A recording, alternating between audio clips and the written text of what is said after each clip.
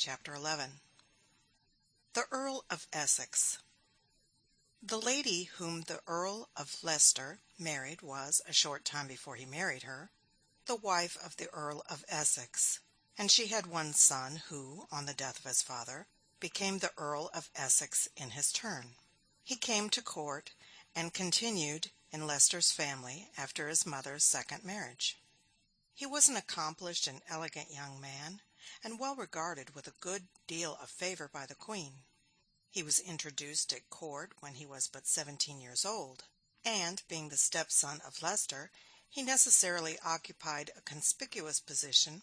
His personal qualities, joined with this, soon gave him a very high and honorable name. About a month after the victory obtained by the English over the Invincible Armada, Leicester was seized with a fever on a journey, and, after lingering for a few days, died, leaving Essex, as it were, in his place. Elizabeth seems not to have been very inconsolable for her favorite's death. She directed or allowed his property to be sold at auction, to pay some debts which he owed her, or, as the historians of the day express it, which he owed the crown, and then seemed at once to transfer her fondness and affection to the young Essex, who was at that time 21 years of age. Elizabeth herself was now nearly 60. Cecil was growing old also, and was somewhat infirm, though he had a son who was rapidly coming forward in rank and influence at court. This son's name was Robert. The young Earl of Essex's name was Robert too. The elder Cecil and Leicester had been, all their lives, watchful and jealous of each other, and in some sense rivals. Robert Cecil and Robert Devereux, for that was in full the Earl of Essex's family name, being young and ardent, inherited the animosity of their parents, and were less cautious and wary in expressing it. They soon became open foes. Robert Devereux, or Essex as he is commonly called in history, was handsome and accomplished, ardent, impulsive, and generous. The war with Spain, notwithstanding the destruction of the Armada, continued, and Essex entered it with all zeal. The Queen, who with all her ambition and her proud and domineering spirit felt, like any other woman, the necessity of having something to love, soon began to take a strong interest in his person and fortunes, and seemed to love him as a mother loves a son, and he in turn soon learned to act toward her as a son, full of youthful courage and ardor, often acts toward a mother over whose heart he feels that he has a strong control. He would go away without leave, to mix in a phrase with the Spanish ships in the English Channel and in the Bay of Biscay, and then come back and make his peace with the Queen by very humble petitions for pardon and promises for future obedience. When he went, with her leave, on these expeditions, she would charge his superior officers to keep him out of danger, while he, with an impetuosity which strongly marked his character, would evade and escape from all these injunctions, and press forward into every possible exposure, always eager to have battle given, and to get himself into the hottest part of it when it was begun. At one time, off Cadiz, the officers of the English ships hesitated some time whether to venture an attack upon some ships in the harbor, Essex burning with impatience all the time, and when it was at length decided to make the attack, he was so excited with enthusiasm and pleasure that he threw his cap up into the air and overboard, perfectly wild with delight, like a schoolboy in anticipation of a holiday. 10 years passed away, and Essex rose high and higher in estimation and honor. He was sometimes in the Queen's palaces at home, and sometimes away on the Spanish seas, where he acquired great fame. He was proud and imperious at court, relying on his influence with the Queen, who treated him as a fond mother treats a spoiled child. She was often vexed with his conduct, but she could not help loving him. One day, as he was coming into the Queen's presence chamber, he saw one of the courtiers there who had a golden ornament upon his arm, which the Queen had given him the day before. He asked what it was. They told him it was a favor from the Queen. "Ah," said he, "I see how it is going to be. Every fool must have his favor." The courtier resented this mode of speaking of his distinction, and challenged Essex to a duel. The combatants met in the park, and Essex was disarmed and wounded. The Queen heard of the affair, and after inquiring very curiously about all the particulars, she said that she was glad of it, for unless there was somebody to take down his pride, there would be no such thing as doing anything with him. Elizabeth's feeling toward Essex fluctuated in strange alternations of fondness and displeasure. At one time, when affection was in ascendancy, she gave him a ring, as a talisman of her protection. She promised him that if he ever should become involved in troubles or difficulties of any kind, and especially if he should lose her favor, either by his own misconduct or by the false accusations of his enemies, if he would send her that ring, it should serve to recall her former kind regard, and incline her to pardon and save him. Essex took the ring, and preserved it with the utmost care. Friendship between persons of such impetuous and excitable temperaments as Elizabeth and Essex both possessed, though usually very ardent for a time, is very precarious and uncertain in duration. After various petulant and brief disputes, which were easily reconciled, there came at length a serious quarrel. There was at that time great difficulty in Ireland. A rebellion had broken out, in fact, which was fomented and encouraged by Spanish influence. Essex was one day urging very strongly the appointment of one of his friends to take the command there, while the Queen was disposed to appoint another person. Essex urged his views and wishes with much importunity, and when he found that the Queen was determined not to yield, he turned his back upon her in a contemptuous and angry manner. The Queen lost patience in her turn, and advancing rapidly to him, her eyes sparkling with extreme resentment and displeasure, she gave him a severe box on the ear, telling him at the same time to go and be hanged. Essex was exceedingly enraged. He clasped the handle of his sword, but was immediately seized by the other courtiers present. They, however, soon released their hold upon him, and he walked out of the apartment, saying that he could not and would not bear such an insult as that. He would not have endured it, he said, from King Henry VIII himself. The name of King Henry VIII in those days was the symbol and personification of the highest possible human grandeur. The friends of Essex among the courtiers endeavored to soothe and calm him, and to persuade him to apologize to the Queen and seek a reconciliation. They told him that, whether right or wrong, he ought to yield, for in contest with the law or with a prince, a man, they said, ought, if wrong, to submit himself to justice, if right, to necessity.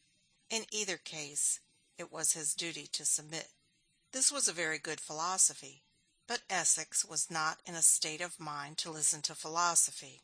He wrote a letter to a friend, who had counselled him as above, that the Queen had the temper of a flint, that she had treated him with such extreme injustice and cruelty so many times that his patience was exhausted, and he would bear it no longer. He knew well enough what duties he owed the Queen, as an Earl and Grand Marshal of England, but he did not understand being cuffed and beaten like a menial servant, and that his body suffered in every part from the blow he had received. His resentment, however, got soothed and softened in time, and he was again admitted to favor, though the consequences of such quarrels are seldom fully repaired. The reconciliation was, however, in this case, apparently complete, and in the following year Essex was himself appointed the governor, or, as styled in those days, the Lord Deputy of Ireland. He went to his province and took command of the forces which had been collected there, and engaged zealously in the work of suppressing the rebellion. For some reason or other, however, he made very little progress. The name of the leader of the rebels was the Earl of Tyrone. Tyrone wanted a parley, but did not dare to trust himself in Essex's power. It was at last, however, agreed that the two leaders should come down to a river, one of them upon each side, and talk across it, neither general to have any troops or attendants with him. This plan was carried into effect.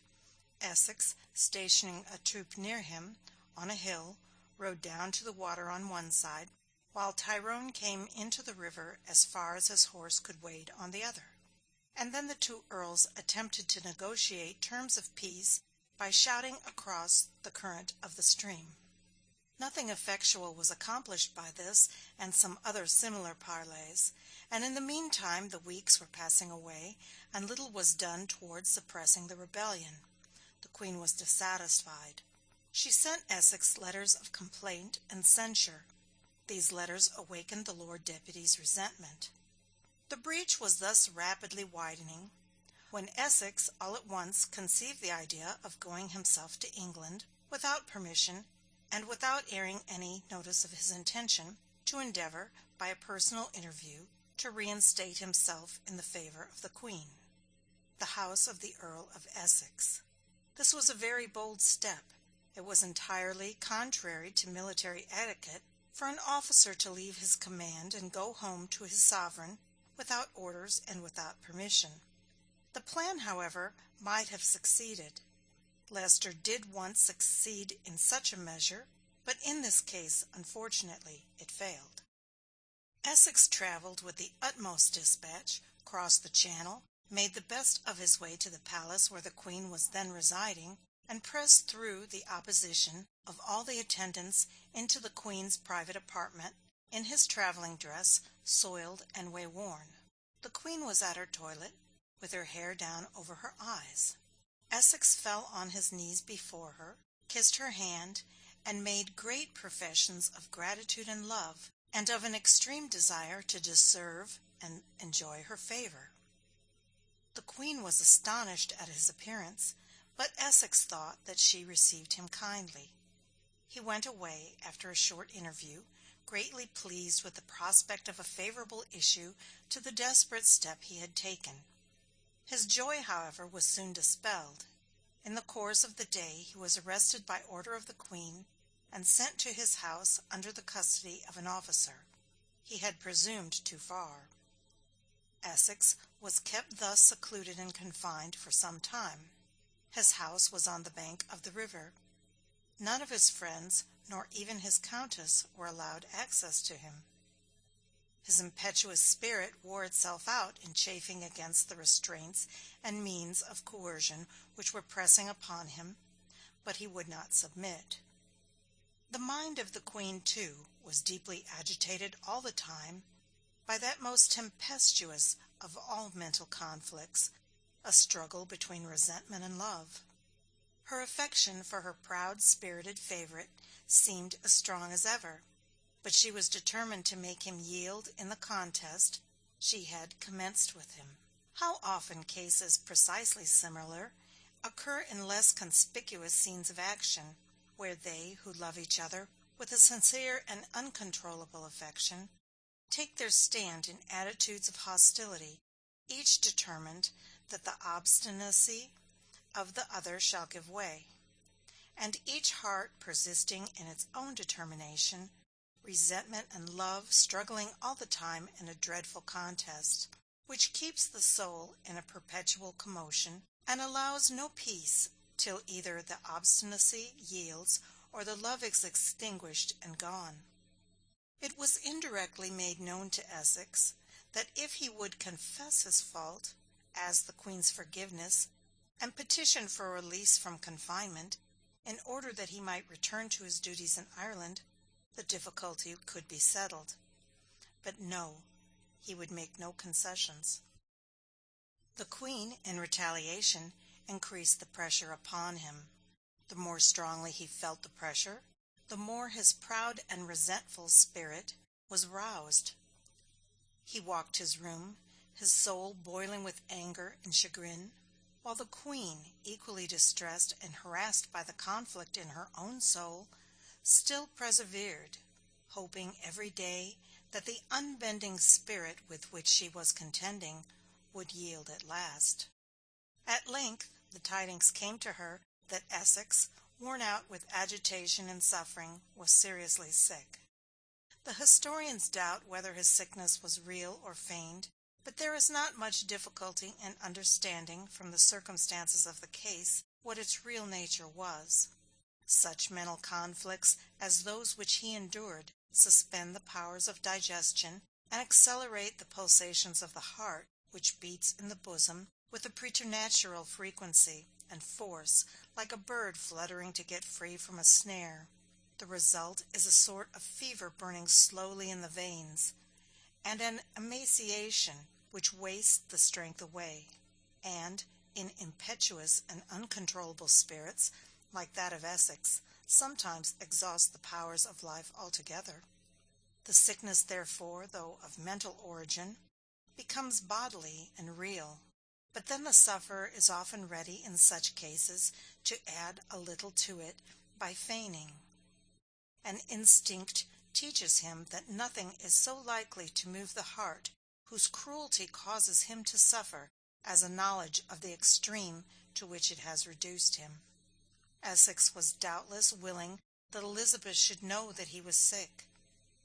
Her knowing it had, in some measure, the usual effect. It reawakened and strengthened the love she had felt for him, but did not give it absolutely the victory. She sent 8 physicians to him to examine and consult upon his case. She caused some broth to be made for him, and gave it to one of these physicians to carry to him, directing the messenger, in a faltering voice, to say to Essex that if it were proper to do so, she would have come to see him herself. She then turned away to hide her tears. Strange inconsistency of the human heart, resentment and anger holding their ground in the soul against the object of such deep and unconquerable love. It would be incredible, were it not that probably every single one of all the thousands who may read this story has experienced the same. Nothing has so great an effect in awakening in the heart a strong sentiment of kindness as the performance of a kind act. Feeling originates and controls action, it is true, but then, on the other hand, action has a prodigious power in modifying feeling. Elizabeth's acts of kindness to Essex in his sickness produced a renewal of her tenderness for him so strong that her obstinacy and anger gave way before it, and she soon began to desire some mode of releasing him from his confinement and restoring him to favor. Essex was softened too. In a word, there was finally a reconciliation, though it was accomplished by slow degrees, and by means of a sort of series of capitulations. There was an investigation of his case before the Privy Council, which resulted in a condemnation of his conduct and a recommendation to the mercy of the Queen. And then followed some communication between Essex and his sovereign, in which he expressed sorrow for his faults, and made satisfactory promises for the future. The Queen, however, had not magnanimity enough to let the quarrel end without taunting and irritating the penitent with expressions of triumph. In reply to his acknowledgments and professions, she told him that she was glad to hear of his good intentions, and hoped that he would show, by his future conduct, that he meant to fulfill them. That he had tried her patience for a long time, but she hoped that henceforth she should have no further trouble. If it had been her father, she added, instead of herself, that had had to deal with him, he would not have been pardoned at all. It could not be a very cordial reconciliation which was consummated by such words as these, but it was very like Elizabeth to utter them. They who are governed by their temper are governed by it even in their love. Essex was not restored to office. In fact, he did not wish to be restored. He said that he was resolved henceforth to lead a private life. But even in respect to this plan he was at the mercy of the Queen, for his private income was, in a great measure, derived from a monopoly, as it is called, in a certain kind of wines, which had been granted to him some time before. It was a very customary mode in those days of enriching favourites to grant them monopolies in certain kinds of merchandise, that is, the exclusive right to sell them. The persons whom this privilege was granted would underlet their right to merchants in various parts of the kingdom, on condition of receiving a certain share of the profits. Essex had thus derived a great revenue from his monopoly of wines. The grant, however, was expiring, and he petitioned the Queen that it might be renewed. The interest which Essex felt in the renewal of this grant was one of the strongest inducements to lead him to submit to the humiliations which he had endured, and to make concessions to the Queen. But he was disappointed in his hopes. The Queen, elated a little with the triumph already attained, and perhaps desirous of the pleasure of humbling Essex still more, refused at present to renew his monopoly, saying that she thought it would do him good to be restricted a little for a time in his means. Unmanageable beasts, she said, had to be tamed by being stinted in their provender. Essex was sharply stung by such a refusal, accompanied too by such an insult. He was full of indignation and anger. At first he gave free expression to his feelings of vexation in conversation with those around him. The Queen, he said, had got to be a perverse and obstinate old woman, as crooked in mind as she was in body. He had plenty of enemies to listen to these speeches, and to report them in such a way as that they should reach the Queen. A new breach was consequently opened, which seemed now wider than ever, and irreparable. At least it seemed so to Essex, and, abandoning all plans for again enjoying the favor of Elizabeth, he began to consider what he could do to undermine her power and rise upon the ruins of it. The idea was insanity, but passion always makes men insane. James, King of Scotland, the son and successor of Mary, was the rightful heir to the English throne after Elizabeth's death. In order to make his right of succession more secure, he had wished to have Elizabeth acknowledge it, but she, always dreading terribly the thoughts of death, could never bear to think of a successor, and seemed to hate everyone who entertained any expectation of following her. Essex suppressed all outward expressions of violence and anger, became thoughtful, moody, and sullen. He held secret consultations with desperate intriguers, and finally formed a scheme to organize a rebellion, to bring King James's troops to England to support it, to take possession of the Tower and of the strongholds about London, to seize the palace of the Queen, overturn her government, and compel her both to acknowledge James's right to the succession and to restore Essex himself to power. The personal character of Essex had given him a very widespread popularity and influence, and he had, consequently, very extensive materials at his command for organizing a powerful conspiracy. The plot was gradually matured, extending itself in the course of the few following months, not only throughout England, but also into France and Spain. The time for the final explosion was drawing near when, as usual in such cases, intelligence of the existence of this treason, in the form of vague rumors, reached the Queen. One day, when the leading conspirators were assembled at Essex's palace, a messenger came to summon the Earl to appear before the council. They received, also, private intelligence that their plots were probably discovered. While they were considering what to do in this emergency, all in a state of great perplexity and fear, a person came, pretending to be a deputy sent from some of the principal citizens of London, to say to Essex that they were ready to espouse his cause. Essex immediately became urgent to commence the insurrection at once.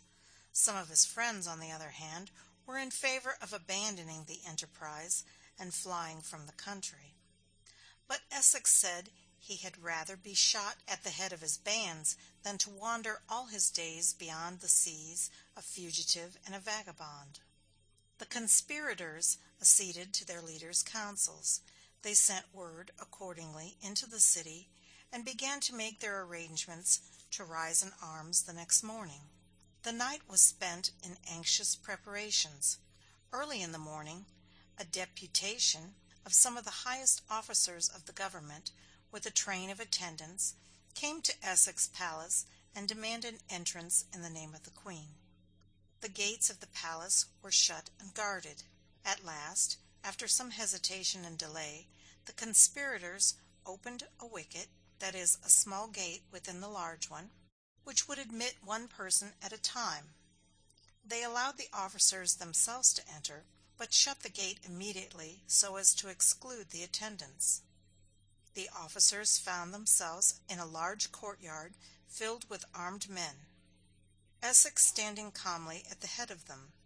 They demanded what was the meaning of such an unusual assemblage. Essex replied that it was to defend his life from conspiracies formed against it by his enemies. The officers denied this danger and began to expostulate with Essex in angry terms, and the attendants on his side to rely with vociferations and threats.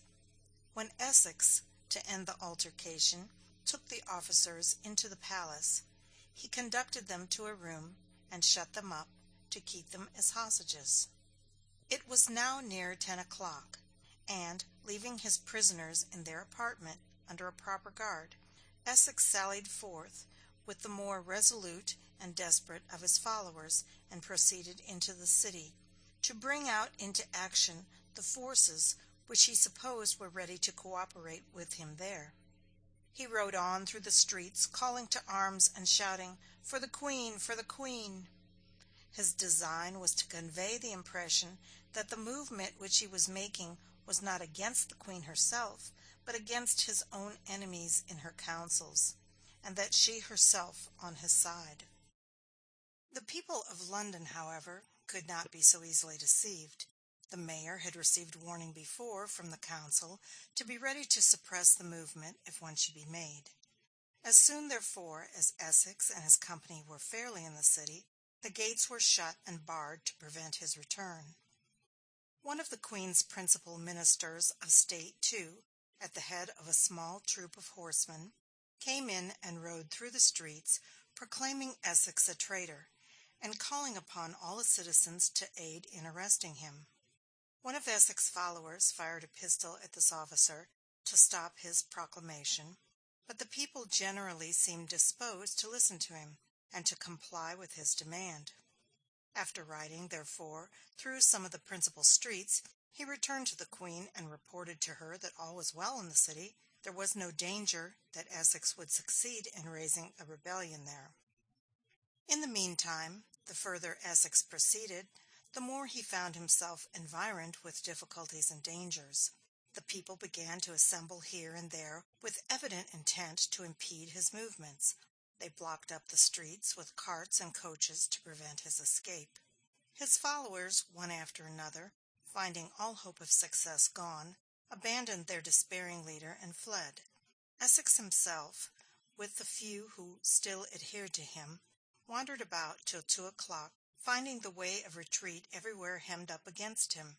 At length he fled to the riverside, took a boat, with the few who still remained with him, and ordered the watermen to row as rapidly as possible up the river.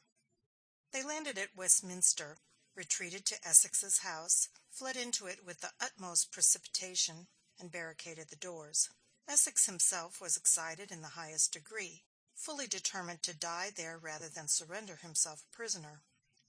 The terrible desperation to which men are reduced in emergencies like these is shown by the fact that one of his followers did actually station himself at a window, bareheaded, inviting a shot from the pistols of the pursuers who had by this time environed the house, and were preparing to force their way in. His plan succeeded. He was shot and died that night. Essex himself was not quite so desperate as this. He soon saw, however, that he must soon or later yield. He could not stand a siege in his own private dwelling against the whole force of the English realm. He surrendered about 6 in the evening, and was sent to the Tower. He was soon afterward brought to trial. The facts, with all the arrangements and details of the conspiracy, were fully proved, and he was condemned to die. As the unhappy prisoner lay in his gloomy dungeon in the Tower, The insane excitement under which he had been for so many months been acting slowly ebbed away. He woke from it gradually, as one recovers his senses after a dreadful dream. He saw how utterly irretrievable was the mischief which had been done. Remorse for his guilt in having attempted to destroy the peace of the kingdom, to gratify his own personal feelings of revenge, recollections of the favors which Elizabeth had shown him, and of the love which she had felt for him, obviously so deep and sincere, the consciousness that his life was fairly forfeited and that he must die, to lie in his cell and think of these things, overwhelmed him with anguish and despair. The brilliant prospects which were so recently before him were all forever gone, leaving nothing in their place but the grim phantom of an executioner, standing with an axe by the side of a dreadful platform, with a block upon it, half revealed and half hidden by the black cloth which covered it like a pall.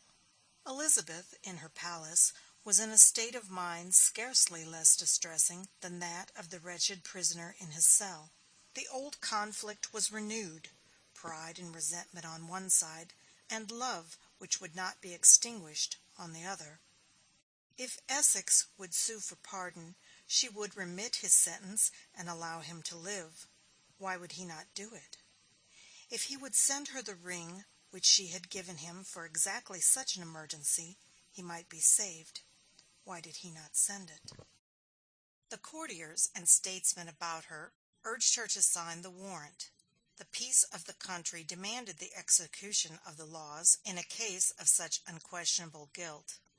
They told her, too, that Essex wished to die, that he knew he was hopelessly and irretrievably ruined, and that life, if granted to him, was a boon which would compromise her own safety and confer no benefit on him. Still Elizabeth waited and waited in an agony of suspense, in hopes that the ring would come. The sending it would be so far an act of submission on his part as would put it in her power to do the rest.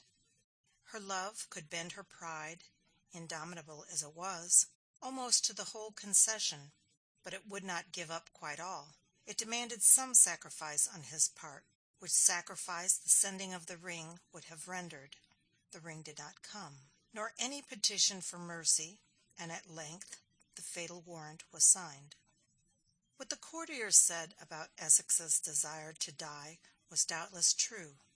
Like every other person involved in irretrievable sufferings and sorrows, he wanted to live and he wanted to die. The two contradictory desires shared dominion in his heart, sometimes struggling together in a tumultuous conflict, and sometimes reigning in alteration, in calms more terrible, in fact, than the tempests which preceded and followed them. At the appointed time the unhappy man was led out to the courtyard in the Tower, where the last scene was to be enacted. The lieutenant of the Tower presided, dressed in a black velvet gown, over a suit of black satin.